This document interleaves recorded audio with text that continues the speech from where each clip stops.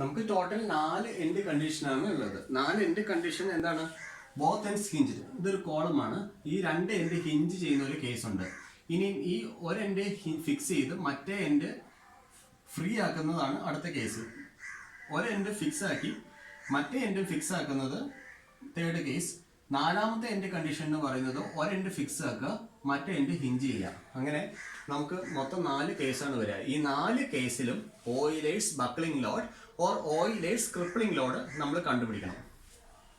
എന്തുകൊണ്ട് Euler's load എന്ന് പറയുന്നു അത് നമുക്ക് നോക്കാം. ഏതൊരു വെർട്ടിക്കൽ മെമ്പർ ആണോ ഇതുപോലെ ബക്കിളിംഗ് സംഭവിച്ച് ഫെയിൽ ആവുന്നത് അവിടെ മാത്രമാണ് ഓയിലേഴ്സ് തിയറി അപ്ലൈ ചെയ്യാൻ പറ്റത്തുള്ളൂ. അതാണ് നമ്മൾ പറയുന്നത്. ഇനി ഏതൊരു മെമ്പർ ആണോ ക്രഷ് ആവുന്നത്, ഫെയിലിയർ സംഭവിക്കുന്നത് ക്രഷിംഗ് വഴിയാണോ, അവിടെ നമുക്ക് ഓയിലേഴ്സ് തിയറി കൊണ്ടുവരാൻ പറ്റില്ല. അവിടെ നമുക്ക് മറ്റൊരു തിയറി കൊണ്ടുവരണം. അതിന്റെ പേര് റാൻകൈൻസ് തിയറി എന്നുള്ളതാണ്. അപ്പൊ ഓയിലേഴ്സ് തിയറിയുടെ ലിമിറ്റേഷൻ ഇത്രയാണ് പറയുന്നത്. ഏത് ഒരു മെമ്പർ ആണോ ബക്ലിംഗ് വഴി ഫെയിൽ ആവുന്നത് അവിടെ മാത്രമേ ഓയിലേഴ്സ് തിയറി അപ്ലൈ ചെയ്യാൻ പറ്റത്തുള്ളൂ. അതാണ് അതിന്റെ ലിമിറ്റേഷൻ നമ്മൾ പറയുന്നത്. ഓക്കെ, ഇനി നമുക്ക് യൂണിവേഴ്സിറ്റി അഡ്വൈസ് ചെയ്തതനുസരിച്ച് ബോത്ത് എൻഡ്സ് ഹിഞ്ച്ഡ് അതിന്റെ ക്രിപ്ലിംഗ് ലോഡ് ഡിറൈവ് ചെയ്തെടുക്കണം. അപ്പോൾ അതിന്റെ ക്രിപ്ലിംഗ് ലോഡ് ഡിറൈവ് ചെയ്യാനായിട്ട് നമുക്ക് ആദ്യമേ ഒരു വെർട്ടിക്കൽ കോളം കൺസിഡർ ചെയ്യാം. So here is our vertical column. ഇതിന്റെ ആക്സിസിൽ നമ്മൾ എന്ത് ചെയ്യുന്നു?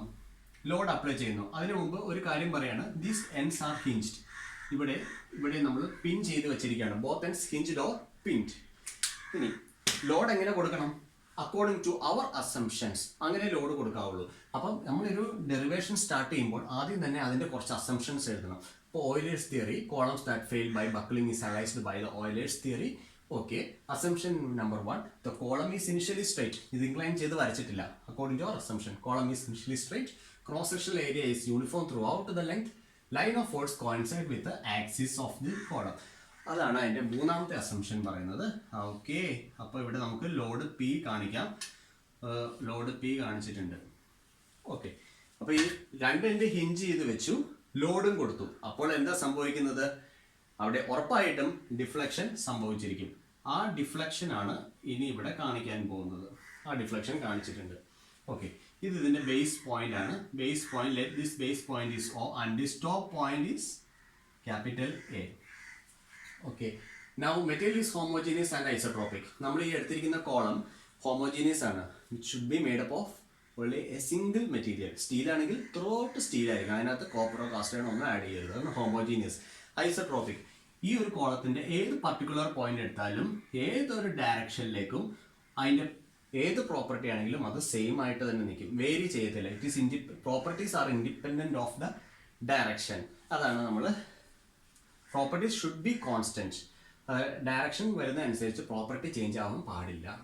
അതാണ് ഐസോട്രോപിക് ക്യാരക്ടർ എന്ന് പറയുന്നത്. Shortening of the column due to axial compression is negligible. Fourth assumption ആണ്. അപ്പോൾ നമ്മളിതാ ഇതുപോലെ ആക്സിയൽ കംപ്രഷൻ ആണ് കൊടുക്കുന്നത് എന്നും പറഞ്ഞ് ഈ കോളത്തിന്റെ ലെങ്ത് കുറയാൻ പാടില്ല.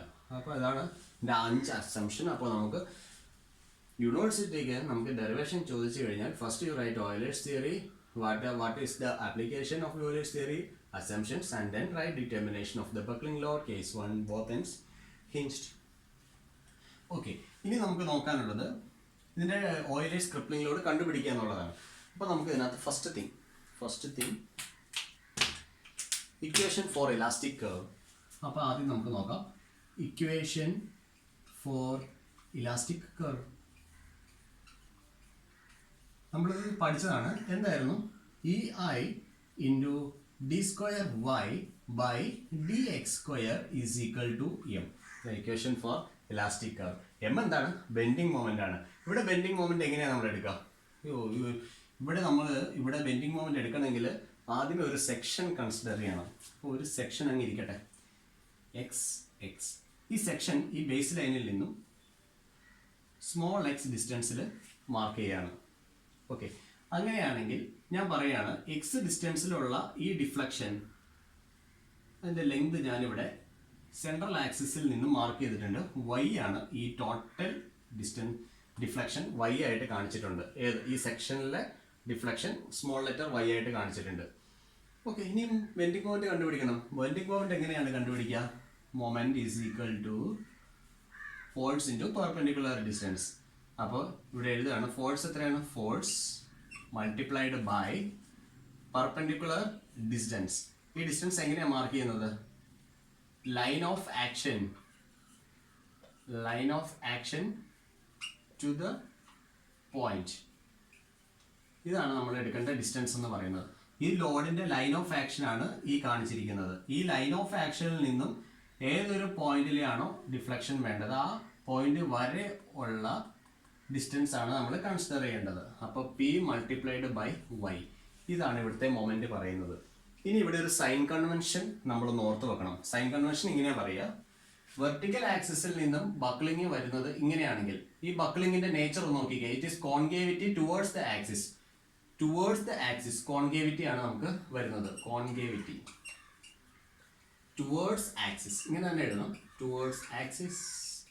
അങ്ങനെ വരുന്ന കേസിൽ നമ്മൾ നെഗറ്റീവ് ആയിട്ടാണ് സൈൻ കൺവെൻഷൻ പറയുന്നത്. ഇത് നോക്കിക്കുക, ആക്സിസിനെ വെച്ച് നോക്കുമ്പോൾ കോൺവെക്സിറ്റി ടുവേർഡ്സ് ദ ആക്സിസ് ആണ് നമ്മൾ പറയുന്നത്. ഈ കേസിൽ നമ്മൾ പോസിറ്റീവ് എടുക്കും. ഇത് കോൺവെക്സിറ്റി ടുവേർഡ്സ് ദ ആക്സിസ് ആണ്. അപ്പോൾ നമുക്ക് ഇവിടെ വരുന്ന case concavity towards the axis ആണ്. മൈനസ് പി വൈ ആണ് നമ്മൾ ബെൻഡിങ് മൊമെന്റ് എടുക്കേണ്ടത്. അപ്പോൾ അവിടെ എഴുതാൻ പോവാണ് E I into D square Y by D X square is equal to what, minus P Y. കുറച്ച് അറേഞ്ച്മെൻറ്റ്സ് ഒക്കെ ഇവിടെ ചെയ്യാണ്. D square y divided by dx square plus py divided by ei is equal to 0. Let alpha square is equal to p divided by ei. ഇത് just നമ്മൾ ഇവിടെ ഒന്ന് ഒരു സബ്സ്റ്റിറ്റ്യൂഷന് വേണ്ടി എടുക്കുന്നതാണ്. Alpha square is equal to P divided by ei. അപ്പോൾ ഇതിൽ നിന്ന് നമുക്കൊരു കാര്യം എഴുതാം, D square Y by dx square plus alpha square y is equal to 0. ഇങ്ങനെ ഒരു ഇക്വേഷൻ വന്നു കഴിഞ്ഞാൽ ഇവിടെ ഒരു ജനറൽ സൊല്യൂഷൻ ഉണ്ട്. ആ ജനറൽ സൊല്യൂഷൻ നമ്മൾ ബൈ ഹാർട്ട് ചെയ്യണം. അത് ഡിറൈവ് ചെയ്യൊന്നും വേണ്ട. ജനറൽ സൊല്യൂഷൻ ഇതാണ് ഇതിന്റെ general solution. y is equal to a sin alpha x plus b cos alpha x. ഇതാണ് ഇതിന്റെ ജനറൽ സൊല്യൂഷൻ എന്ന് നമുക്ക് പറയുന്നത്. ഒരു ടേമും കൂടെ വരും. ഈ കോൺസ്റ്റന്റ് 0 ഉണ്ട്, 0 ഡിവൈഡഡ് ബൈ ആൽഫ സ്ക്വയർ. ഇങ്ങനെ ഒരു ടേമും കൂടെ ഇവിടെ വരുന്നുണ്ട് നമുക്ക്. പക്ഷേ ഈ ടേം നമ്മളിവിടെ നെഗ്ലക്റ്റ് ചെയ്യുകയാണ്, കാരണം ന്യൂമറേറ്റർ 0 ആണ്. അതുകൊണ്ട് നമുക്ക് ആ ടേം അവിടെ നെഗ്ലക്റ്റ് ചെയ്യാം. ഇത്രയും വന്നിട്ടുണ്ട്. ഇനി നമുക്ക് അടുത്ത സ്റ്റെപ്പ് എന്ന് പറയുന്നത് ബൗണ്ടറി കണ്ടീഷൻസ് അപ്ലൈ ചെയ്യാണ്.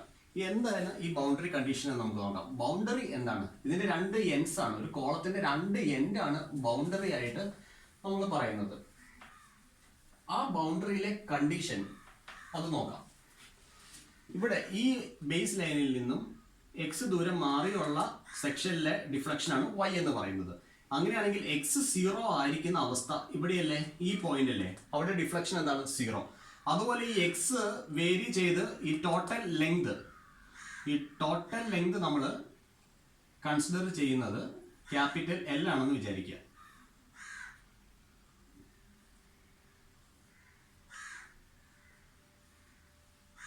എക്സ് എൽ വരെ ആണ് നമ്മൾ കൺസിഡർ ചെയ്ത് നോക്കുക. ഈ പോയിന്റ് ആണത്. ഈ പോയിന്റിന്റെ ഡിഫ്ലക്ഷൻ എന്താണ്, 0 ആണ്. അതാണ് അതിന്റെ രണ്ട് എൻഡ് കണ്ടീഷൻ എന്ന് പറയുന്നത്. അപ്പോൾ നമ്മൾ അപ്ലൈയിങ് ബൗണ്ടറി കണ്ടീഷൻ 1 അതാണ് x equal to 0 at x equal to 0 y equal to 0. First end condition അത് ജസ്റ്റ് ഇവിടെ ഒന്ന് അപ്ലൈ ചെയ്ത് നോക്കാം. ഫസ്റ്റ് എൻഡ് കണ്ടീഷൻ അപ്ലൈ ചെയ്യാണ്. That is 0 is equal to, if x equal to 0 then sin 0 equal to 0, then a into 0 that is 0 plus b into cos 0. Cos 0 is 1, b into 1. അതെന്താണ് പറയുക, b equal to 0 എന്ന് വരും. Okay fine. Now apply second boundary condition.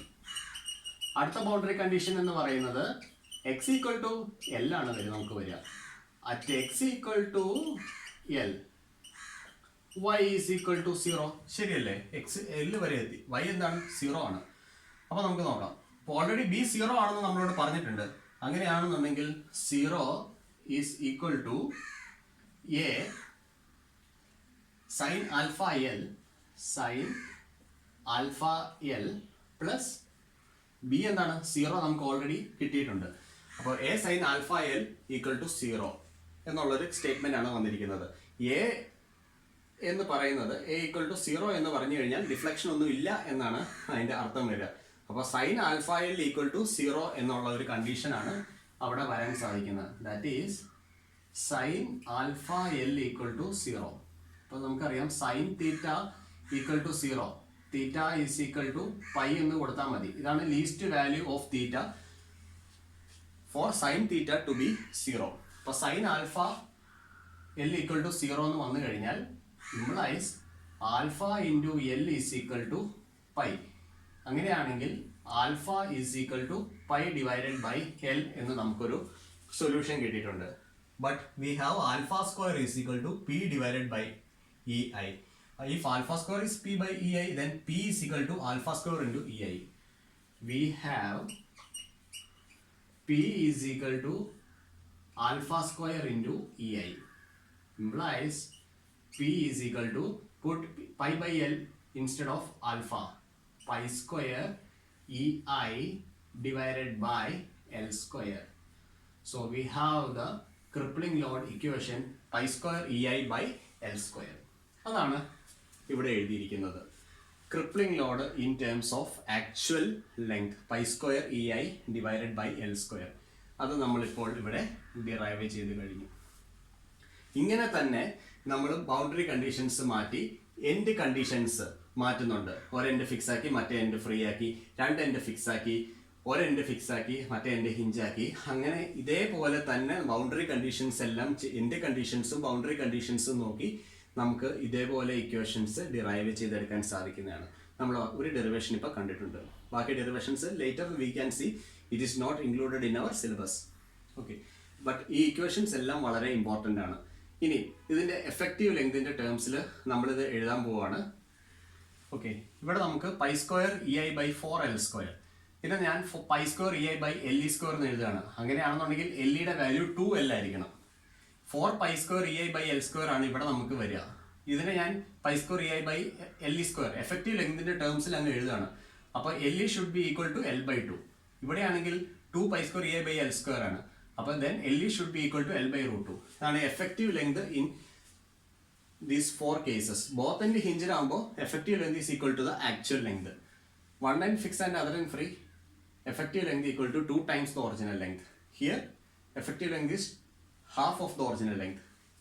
One end fixed and other end hinged, effective length is L by √2. അപ്പോൾ നമുക്ക് ഈ effective length എല്ലാം കിട്ടണമെന്നുണ്ടെങ്കിൽ നമ്മൾ ഇതെല്ലാം ഡിറൈവ് ചെയ്യണം. ഡിറൈവ് ചെയ്ത് അതിനെ എഫക്റ്റീവ് ലെങ്തിന്റെ ടേംസിൽ എഴുതണം. എന്നിട്ട് നമ്മൾ ഇതിനെ കമ്പയർ ചെയ്യണം. അപ്പോൾ നമുക്ക് എഫക്റ്റീവ് ലെങ്ത് കിട്ടും. പ്രോബ്ലംസ് ചെയ്യാനായിട്ട് നമുക്ക് ഈ ടാബുലാർ കോളം വളരെ ഇമ്പോർട്ടൻ്റ് ആണ്. ഇത് ബൈ ഹാർട്ട് ചെയ്ത് വെക്കുക. ഈ ഒരു ഇക്വേഷൻ നമ്മൾ ഡിറൈവ് ചെയ്തു, ഇത് ബൈ ഹാർട്ട് ചെയ്ത് വെക്കുക. ഈ റിലേഷൻ വളരെ ഇമ്പോർട്ടൻ്റ് ആണ്. then only we can solve the problems. അപ്പോൾ ഇതാണ് നമുക്ക് ഇതിൻ്റെ ഡെറിവേഷൻ പാർട്ട് വരുന്നത്. ഇനി നമുക്ക് ഇതിൻ്റെ ഒരു പ്രോബ്ലം ചെയ്യുന്നത് എങ്ങനെയാണെന്ന് നോക്കാം. ബിഫോർ ദാറ്റ് നിങ്ങൾക്കൊരു സംശയം വന്നിരിക്കാം, ഇത് ഹിഞ്ച് രണ്ടല്ലേ, ഹിഞ്ച് രണ്ടിലെ റിയാക്ഷൻ എന്ന് പറയുന്നത് വെർട്ടിക്കൽ റിയാക്ഷനും ഹൊറിസോണ്ടൽ റിയാക്ഷനും ഉണ്ട്. പക്ഷേ അവിടെ മൊമെന്റ് ഇല്ല എന്നുള്ളൊരു കാര്യം കൂടെ നമ്മൾ ഓർത്തിരിക്കേണ്ടതാണ്. അപ്പോൾ ഇവിടെ നമുക്കൊരു ഹൊറിസോണ്ടൽ റിയാക്ഷൻ കൺസിഡർ ചെയ്യണമെന്ന് വിചാരിക്കാം.